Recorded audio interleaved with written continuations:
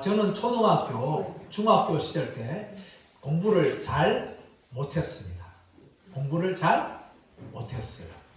저처럼 공부를 잘 못하는 학생에게 두 가지 특징이 있습니다. 하나는 무엇인가 하면 별로 중요하지 않은 과목을 열심히 하고 중요한 과목은 공부를 잘 안 한다는 겁니다. 예를 들어서 수학이라든지 영어라든지 이 국어는 너무나 중요한데 여기는 공부를 잘 안 해요. 그리고 쓸데없는 다른 과목들을 열심히 공부를 합니다. 또 한 가지 특징이 무엇인가 하면은 책을 읽는데 그 책을 많이 읽지만 그 책에서 무엇을 말하는지 주제를 모르면서 열심히 책을 읽는다는 겁니다. 물론 책을 안 읽는 것보다 책을 읽는 게 굉장히 좋죠. 그러나 책에서 무엇을 말하는지를 알지 못한다면 책을 많이 읽는 것은 소용이 없습니다.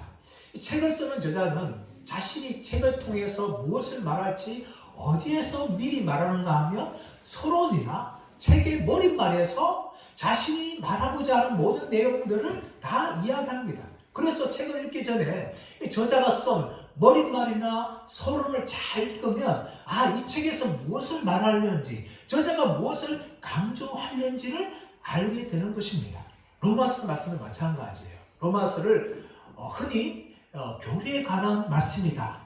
또 성경 중에서 가장 중요한 말씀이다. 이렇게 말하니까 사람들은 로마서를 굉장히 어렵게 생각합니다. 하지만 책도 그 책이 무엇을 말하는지 주제를 알면 그 책의 전체에 대해서 알 수 있듯이 로마서 또한 로마서의 주제를 알게 되어지면 사도 바울이 로마서를 통해서 무엇을 말하려고 하는지에 대해서 쉽게 이해할 수가 있는 거예요. 자, 그렇다면 이 로마서의 주제가 어디에 나오고 있는가 하면 우리가 오늘 읽었던 로마서 1장 16절에서 17절 이 두 구절에서 바로 로마서의 주제가 다 나오는 거예요. 사도 바울은 이미 1장 1절부터 4절까지 자신이 예수의 종이며 사도라면서 소개하고 또 로마 성도들에게 인사하면서 복음이 무엇인지, 복음은 그의 아들에 관한 소식이라는 것을 분명히 전하였어요. 그리고 5절부터 이어지는 쭉 내용을 보게 되어지면 사도 바울은 이 자신이 로마에 가고 싶은데 지금 가지 못한다. 하지만 내가 너희들 보기로 원한다. 지금도 간절히 기도하고 있다면서 로마 방문에 대한 계획들을 사도 바울이 굉장히 이야기했습니다. 그리고 이제 사도 바울은 이 본론으로 들어가기 전에 자신이 로마서에서 무엇을 말하려고 하는지 이 16절, 17절 두 구절을 통하여서 요약해서 말하고 18절 이후부터 로마서의 본론으로 들어가게 되어집니다. 그러므로 우리가 읽었던 1장 16절, 17절 말씀은 바로 로마서의 주제입니다. 사도 바울이 무엇을 말하려고 하는지 이야기하고 있는데 16절 말씀 보시면 사도 바울이 어떻게 시작하고 있습니까? 내가 복음을 부끄러워하지 아니하노니. 부끄러워하다. 소극적으로는 창피한 거예요. 그러나 적극적으로 보면 불쾌한 것입니다. 그런데 사도 바울은 복음에 대해서 나는 부끄러워하지 않는다. 아니한다 하면서 강한 부정을 이야기하는데 이 강한 부정은 오히려 강한 긍정의 의미를 가지고 있어요. 그러면 다시 말하면 사도 바울은 복음에 대해서 창피하게 여기거나 아니면 불쾌하게 여기는 것이 아니라 오히려 나는 복음을 자랑한다 라고 이야기하는 겁니다. 오늘날 여러분 많은 사람들이요 자랑을 많이 하죠. 어떤 사람은 자기가 얼굴이 예쁘거나 몸매가 좋으면 자신의 외모에 대해서 자랑하고 어떤 사람은 자기가 명문고등학교나 명문대학교를 나왔으면 자신이 나온 학벌에 대해서 자랑합니다. 또 자신의 집안이 대단한 집안이면 그 집안에 대해서 자랑을 합니다. 또 어떤 사람은 자기가 다니는 직장에 대해서 자랑하죠. 남자들 30대, 20대 후반들이 모이면 하는 이야기 뭔가 하면 당신 어느 직장 다녀? 라고 이야기하는데 제가 유튜브 상에서 보았을 때 어떤 한 남자가 나는 S전자에 다닌다 라고 말하면 다른 사람들 아예 묻지도 않는다는 거예요. 다 알기 때문에. 그 정도로 사람들은 자기가 가지고 있는 거에서 자랑하는 시대가 바로 오늘날 우리 시대입니다. 식당도 마찬가지예요. 제가 서울 사역할 때에 서울에 있는 교회에 기도원이 강원도 화천에 있었어요.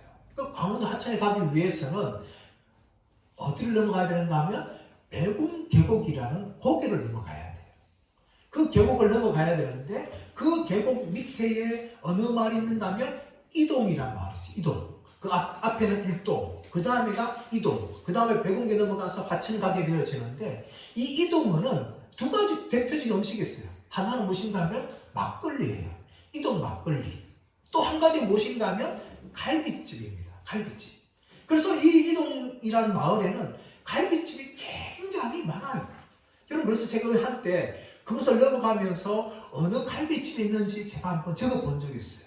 이동 마을을 처음 들어가게 되어지면 그 처음 나오는 갈비집 뭔가 하면 2대째 내려오는 옛날 이동 갈비집.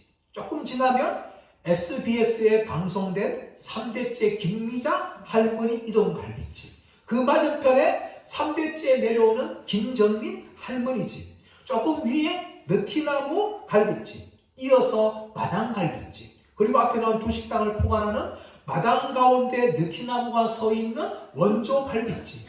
풍차 갈비집, 물레방아 갈비집, 폭포 갈비집, 그리고 배군계곡에 들어서기 마지막에 있는 갈비집 이름이 이동궁전 갈비집. 이렇게는 수많은 갈비집이 이동 마을에 있어요, 여러분. 근데 왜 이렇게 수많은 이동 갈비집이 있을까요? 바로 갈비라는 것이 그 마을의 대표적인 음식이고 자랑할 만한 음식이기 때문에 이렇게 수많은 갈비집이 이 이동 마을에 있는 겁니다. 여러분, 로마서를 기록한 사도 바울에게도 자랑거리가 있었어요. 그는 항상 무엇을 자랑하고 있는가 하면 자신의 혈통을 자랑했어요. 나는 유대인 중에 유대인이며 히브리인 중에 히브리인이다 라고 이야기하면서 자신의 출신 지역을 이야기하는데 나는 길리기아성 다소 사람이다 라고 이야기합니다. 이 다소라는 지역은요, 그리스 로마의 문화의 중심지고 유명한 대학이 있던 그런 교육도시예요. 그래서 이 다소는 굉장히 유명한 지역이었습니다. 그뿐만 아니라 사도 바울은 자신은 가말리엘 문화의 제자다라고 이야기합니다. 이 가말리엘이라는 사람은 이 유대교 율법 선생 중에서 그 당대에 가장 유명한 사람이 바로 이 가말리엘이라는 사람이었어요. 사도 바울은 그 가말리엘 밑에서 제자가 되었다라고 하면서 자신의 지역 출신, 자신의 혈통 출신, 자신의 학벌 출신에 대해서 엄청난 자랑을 하였습니다. 그러나 여러분, 이런 사도 바울조차도 자기가 가지고 있는 모든 것들을 다 배수물로 여긴다라고 빌립보서 3장 7절 8절에서 이렇게 말하고 있습니다. 그러나 무엇이든지 내게 유익하던 것을 내가 그리스도를 위하여 다 해로 여길 뿐더러 또한 모든 것을 해로 여기면 내 주 예수 그리스도를 아는 지식이 가장 고상하기 때문이라. 내가 그를 위하여 모든 것을 잃어버리고 배설물로 여기면 그리스도를 얻고 라고 이야기합니다. 사도 바울은 자신이 자랑할 모든 것들을 잃어버려도 된다라고 이야기하면서 더 나아가서 나는 그 모든 것들을 배설물로 여긴다라고 이야기합니다. 이 배설물이 뭘까요? 쉽게 말하면 우리가 아침마다 저녁마다 보는 똥입니다. 사도 바울은 자신이 많은 모든 자랑할 만한 것들을 바로 내가 똥으로 여긴다라고 그렇게 이야기합니다. 자신의 혈통적인 출신, 지역 출신, 또 뿐만 아니라 학벌 모든 것들을 다 사도 바울은 내가 다 배설물로 여긴다 라고 이야기하면서 그 배설물을 여기는 이유가 무엇인가 하면 내 주 예수 그리스도를 아는 지식이 고상하기 때문이다 라고 이야기합니다. 여러분, 내 주 예수 그리스도 아는 지식이 쉽게 말하면 무엇일까요? 복음이에요. 사도 바울은 복음을 받았기 때문에, 복음을 알았기 때문에 자신이 가지고 있는 모든 것들을, 내가 자랑할 모든 것들을 나는 다 배설물로 여긴다라고 이야기합니다. 그래서 사도 바울은 나는 복음을 부끄러워하지 않고 복음을 자랑한다 라고 이야기합니다. 그렇다면 사도 바울이 오늘 이 로마서 1장 16절 17절을 통하여서 무엇 때문에 사도 바울이 복음에 대해서 자랑한다고 말하고 있습니까? 16절 말씀 보시면 이 복음은 모든 믿는 자에게 구원을 주시는 하나님의 능력이다 라고 이야기합니다. 여러분, 복음은 무엇을 줍니까? 구원을 주시는 것이 복음이에요, 여러분. 오늘 여러분, 이 구원이 다양하게 설명되어집니다. 오랫동안 병에서 고생하고 힘들었던 사람이 병을 고침받으면 나는 병에서 구원받았다 라고 이야기하죠. 물질적으로 굉장히 어려운 사람이 그 물질의 문제가 해결되어지면 나는 물질에서 구원받았다. 이 구원이라는 단어를 그렇게 사용할 수 있습니다. 하지만 성경이 말하고 있는, 사도 바울이 말하고 있는 구원은 그런 것이 구원이 아니에요, 여러분. 사도 바울이 말하고 있는 구원은 무엇입니까? 죄에서 구원받는 것을 말합니다. 죄에서 구원받아서 하나님과 화해하게 되어지고 영생을 얻는 것을 구원이라고 이야기합니다. 근데 여러분, 구원받는다 할 때 이 구원받는 것은 적어도 세 개의 의미가 있어요. 하나는 무엇인가 하면 죄에 대한 책임에서 구원을 받는 겁니다. 여러분, 모든 사람은 죄를 지으면요, 그 죄에 대한 대가를 받게 되어지죠. 신호위반을 하게 되어지면 경찰에 잡혀가지고 범칙금 내게 되고, 더 큰 죄를 짓게 되어지면 그 죄 때문에 재판받아서 감옥에 들어가게 되어집니다. 반드시 죄에 대한 대가, 책임이 있는 거예요, 여러분. 우리 인간의 조상이었던 아담과 하와가 범죄하였습니다.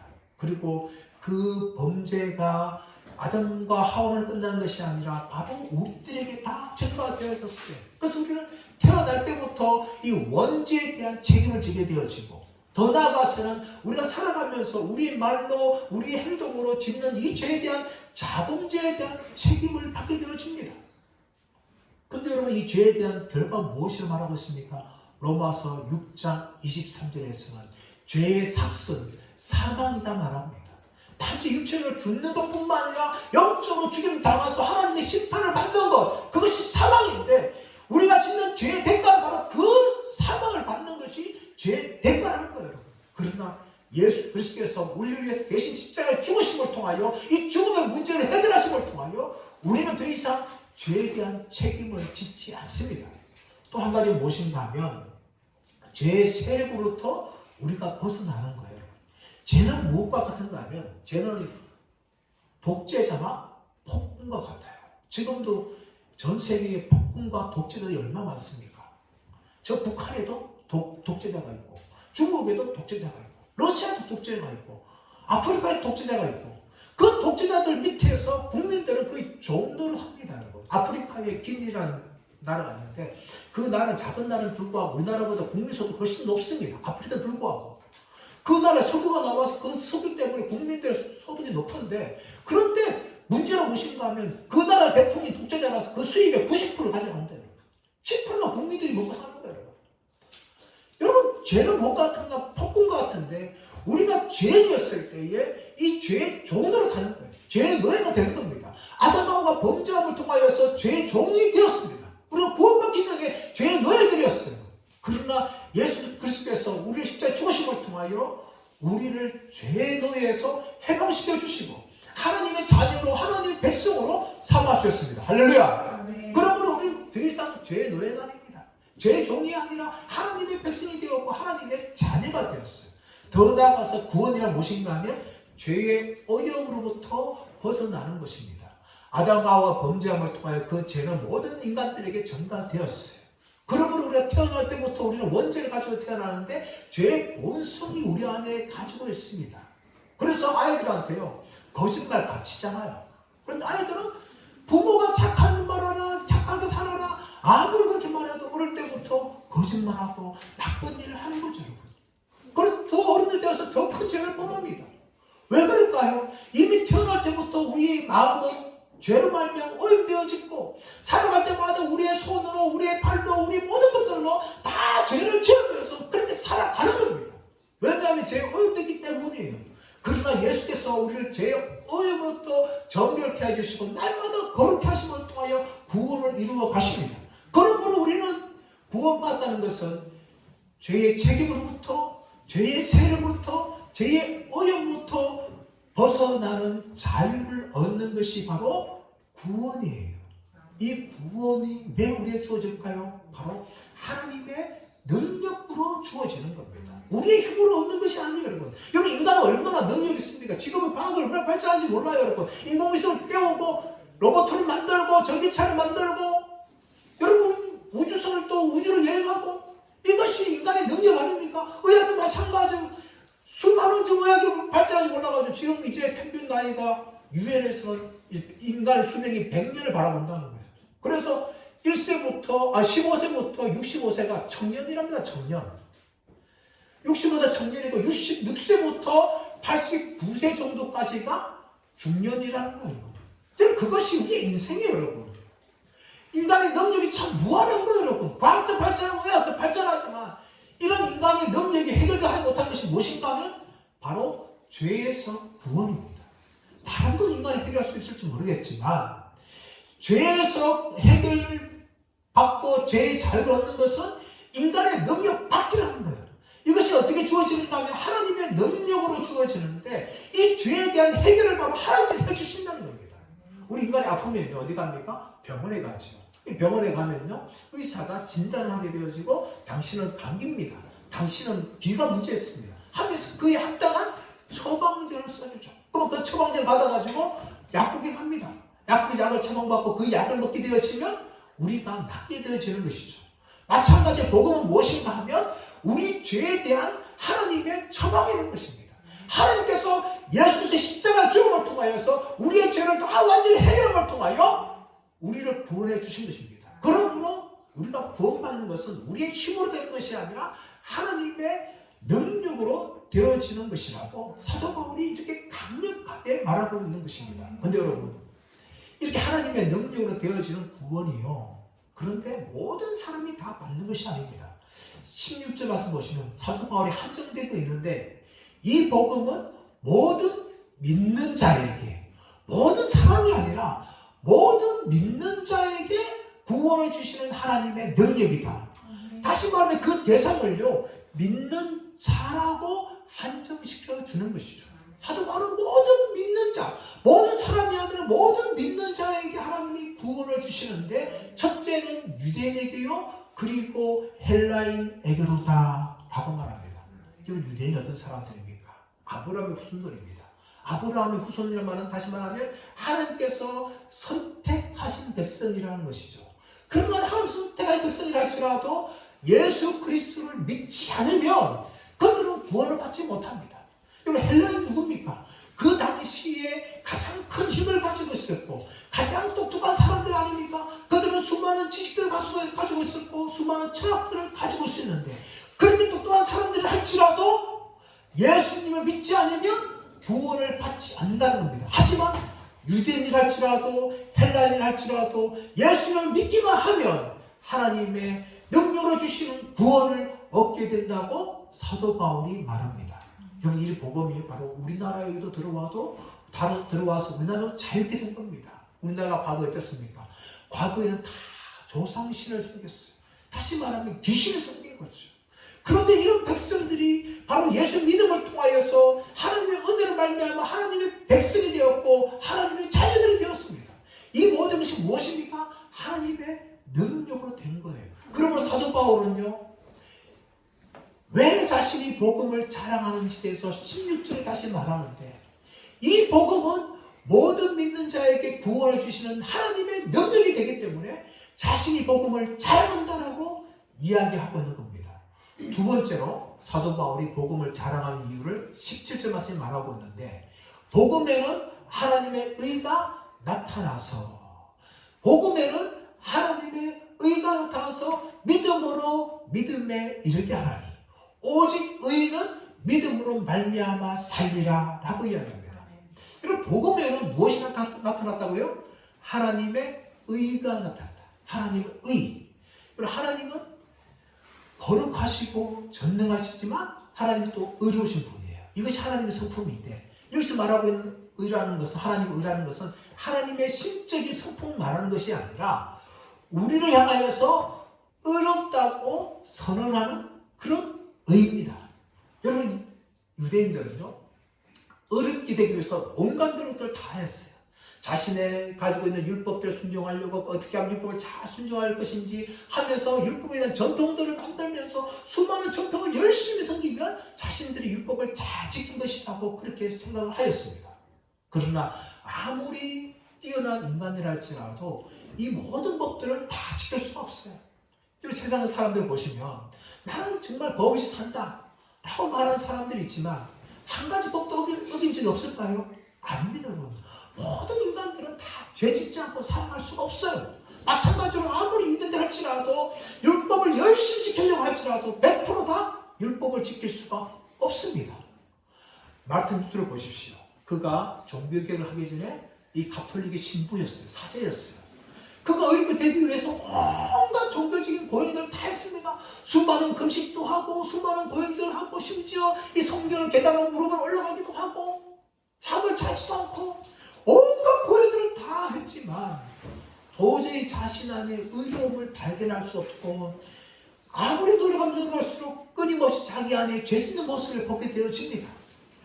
여러분, 하나님께서 준비하신 의는 이런 의가 아닙니다.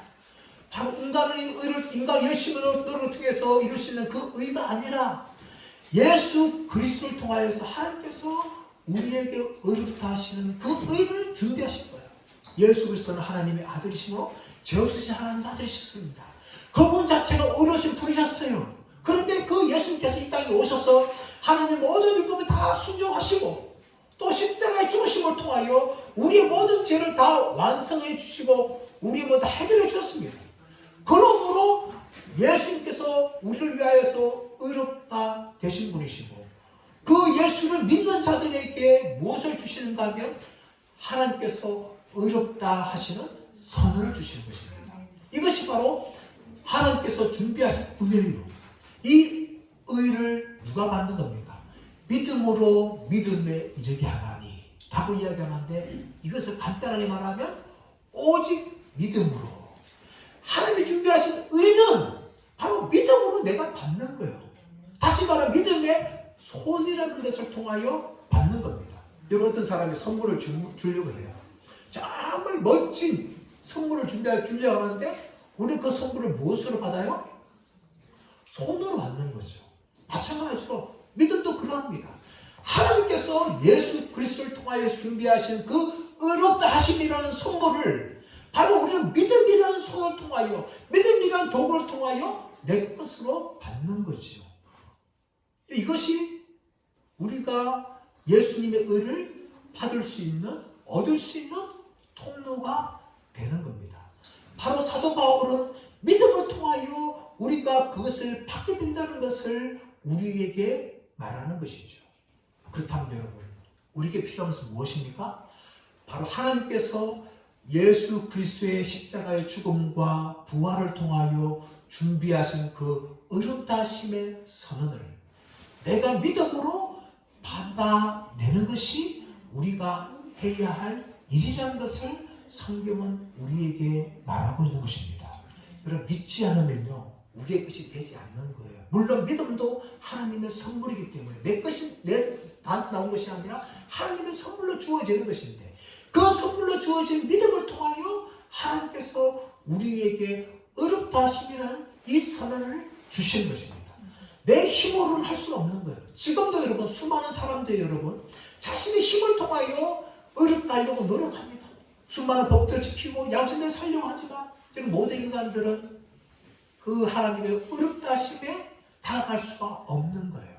이 하나님의 의롭다 하심 선언은 오직 예수님을 통하여 주시는 것인데 로마서 3장 21절 22절 말씀을 이렇게 말하고 있습니다. 이제 율법 외에는 하나님의 한 의가 나타났으니 율법과 선지자들에게 증거를 받은 것이다. 곧 예수 그리스도로 말미암아 모든 믿는 자에게 미치는 하나님의 의니 차별이 없느니라. 또 빌립보서 3장 9절 말씀 보시면 내가 가진 의는 하나님의 율법에서 난 것이 아니요 오직 그리스도를 믿음으로 말미암은 것이니 곧 믿음으로 하나님께로부터 난 의라 라고 이야기합니다. 여러분, 그러므로 우리는 믿음으로 하나님께로부터 난 하나님이 준비하신 이 의를 받게 되어지는데 우리가 무엇을 믿어야 되는가 하면 바로 예수 그리스도를 믿어야 된다고 성경은 이야기합니다. 사도행전 4장 12절 말씀 보시면 천하 인간의 구원을 받을 만한 다른 이름을 우리에게 주신 적이 없다라고 우리에게 분명히 이야기하고 있어요. 오직 예수 그리스도만이 우리의 구원의 길이기 때문에 예수님을 믿는 자들에게 하나님께서 준비하신 이 의로움이 우리에게 주어진다고 사도 바울이 말하고 있습니다. 여러분, 미국의 서부 개척 시대 때 텍사스에서 실제로 있었던 이야기입니다. 이 텍사스에서 이 서부 개척 시대, 무법 처지 시대 때 정말 살인이 정말 많이 일어났습니다. 그래서 이 살인을 방지하기 위해서 법을 엄격하게 만들었는데 사형제도를 만들었어요.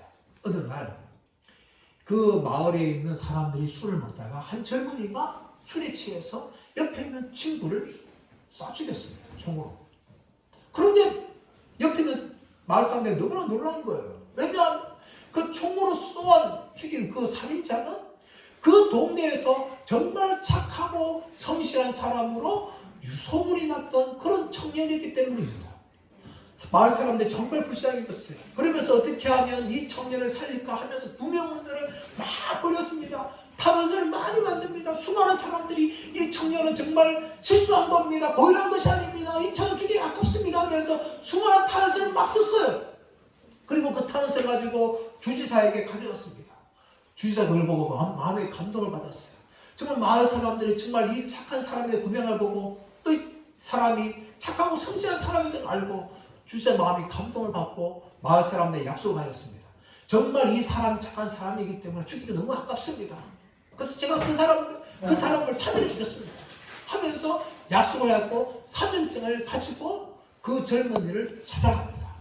근데 이 젊은이가요, 살인하기 전까지에는 정말 착하고 성실한 사람이었는데 사람을 죽이고 난 후부터 완전히 사람이 돌변했어요. 난폭하게 거지없고 또 인생을 자포자기하였습니다. 그래서 이 주지사가 당신이 비록 사람을 죽였지만 내가 당신을 사면해 주겠소 하면서 사면증을 가지고 갔는데 그 사람이 그 사면증을 받아들이지 않았습니다. 어떻게 됐을까요? 그 사면증을 거부했기 때문에 그 청년은 아무리 착하다 할지라도 수많은 사람들이 그 사람을 살리려고 탄원서를 제출해서 불구하고 그러나 그 청년은 사형을 당하고 말았다는 것입니다. 사랑하는 여러분, 인간이 죄를 지었기 때문에 하나님의 심판을 받고 멸망당하는 것은 아닙니다. 왜 인간이 하나님의 심판을 받아서 멸망당해야 되는가 하면 그 이유는 무엇인가 하면 하나님께서 예수 그리스도를 통하여서 준비하신 그 의롭다함 받을 수 있는 길을 인간이 거부했기 때문입니다. 하나님께서 우리를 사랑하여서 죄인 우리를 사랑하여서 독생자 예수 그리스도를 십자가에 못 박았어. 우리 인간들이 그 예수를 바라보고 그 예수를 믿기만 하면 구원받으리라, 살 것이다, 지옥에 가지 않으리라 그렇게 약속해 주셨습니다. 그렇다면 우리가 해야 할 일은 바로 우리를 위해 십자가에 죽으신 그 예수님을 바라보며 믿는 것입니다. 그럴 때 우리는 완전한 죄 사함 받을 뿐만 아니라 오늘 말씀하시고 있는 하늘 같은 이 의가 바로 우리의 것이 되는 거예요. 과거에 우리의 장부에는 죄밖에 없었습니다. 무슨 죄밖에 없었어요. 근데 그것을 우리가 지옥에를 아무리 지으려고 해도 그 죄를 지을 수가 없었는데 하나님께서 예수 그리스도의 보혈로 우리의 모든 죄를 깨끗하게 청산해 주셨어요. 그뿐만 아니라 깨끗한 그 백지 위에 너는 하나님의 아들이다, 너는 하나님의 딸이다, 너는 내 백성이다, 너는 어른 자가 되었다 라고 그 장부에 기록해 주었어요. 이것이 여러분 저와 여러분에게 주어진 은혜입니다. 사도 바울이 이 로마서를 통하여서 말하고 싶은 것이 바로 이거예요. 내가 복음을 부끄러워하지 않으라니 이 복음은 모든 믿는 자에게 구원을 주시는 하나님의 능력이 됨이라. 복음에는 하나님의 의가 나타났어. 믿음으로 믿음에 이르게 하나니 오직 의인은 믿음으로 말미암아 살리라. 사랑하는 여러분, 이 복된 복음을 저 여러분 다 믿어서 하나님의 죄 용서함 받을 뿐만 아니라 하나님께서 선언하시는 너는 의로운 자다 라는 이 소유를 누릴 수 있는 저 여러분 되시길 예수님의 이름으로 축원합니다.